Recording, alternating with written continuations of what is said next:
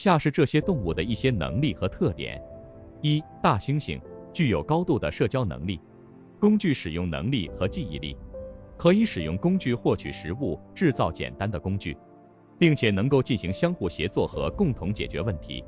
二、海豚具有出色的智力、情感和社交能力，可以使用语言和符号进行交流，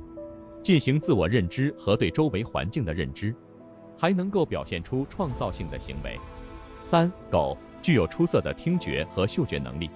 可以训练成各种工作犬，如导盲犬、搜救犬等。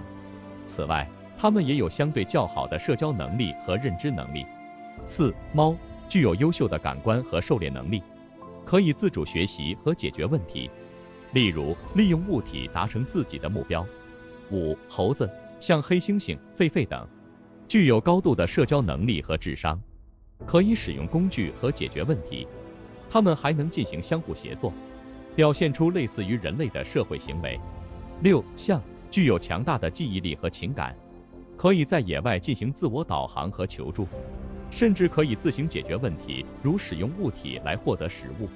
七、猛禽如鹰、鹫等具有卓越的视力和狩猎能力，可以远距离捕食，它们的记忆力也相对较强，可以记住自己的狩猎区域和巢穴位置。八、豚鼠具有出色的记忆力和空间认知能力，可以在迷宫中找到出路，同时还可以通过听觉和嗅觉识别食物和危险。九、八哥可以模仿人类的语言和声音，具有高度的学习和记忆能力，它们还能进行相互协作，例如在同伴的协助下打开食物容器等。十、海狮可以通过手势和语言进行交流，具有出色的学习能力和记忆力，